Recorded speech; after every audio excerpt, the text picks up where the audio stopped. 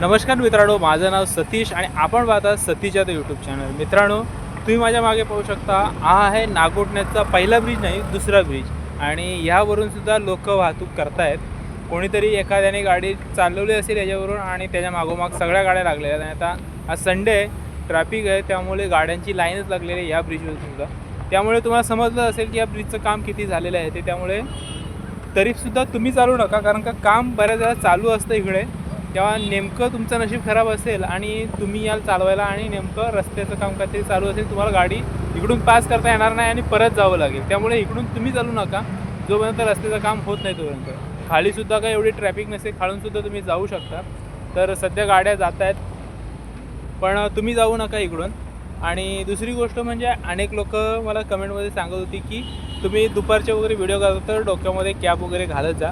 तर मी कॅप घालत नाही याचं कारण आहे, कारण का मला हेल्मेट घालावं लागतं गाडीवरती. कारण का मी हेल्मेटला इकडे असं एक माउंट केलेलं आहे आणि त्याला कॅमेरा मोबाईल जोडून नंतर व्हिडिओ करतो. त्यामुळे मला हेल्मेट घालावा लागतो आणि त्यामुळे मी कॅप घालत नाही.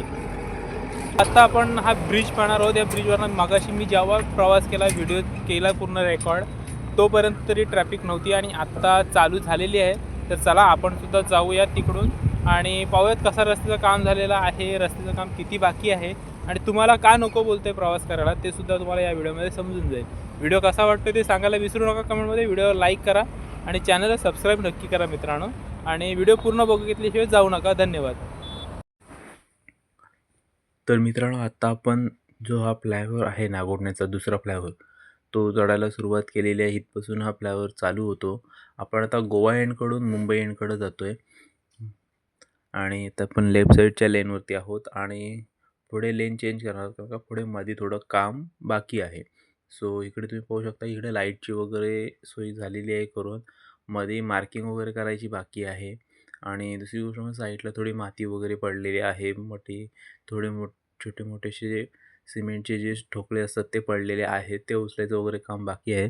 आणि सगळ्यात मोठं आणि महत्त्वाचं काम म्हणजे समोर दिसते ना, जो मुख्य ब्रिज आहे त्याच्यावरचं जे फायनलाइज करायचं काम आहे ते बाकी आहे. इकडे जे काटकोनात वगैरे पडलेले ठोकळे आहेत ते पुढे लागणार आहेत आणि पुढे ते दाखवतो कुठे लागणार आहेत ते. आणि मुख्य काम ते आहे, इकडे काम चालू आहे. इकडच्या रस्त्यावरती अगोदर बराचसा काही बाकीचा कचरा वगैरे होता ते उचलण्यात आलेला आहे.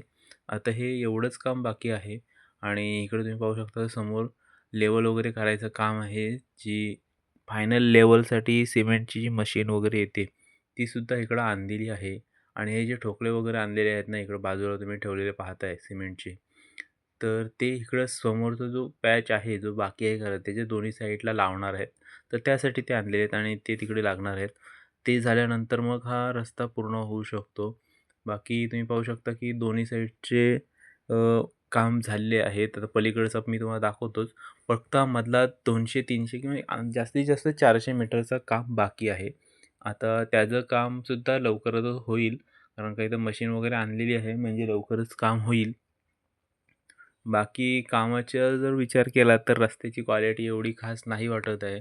आत्ता जेवढा मी रस्ता क्रॉस करून आलो, त्याची तरी क्वालिटी एवढी खास नाही वाटत आहे. बंप वगैरे आहेत रस्त्याला.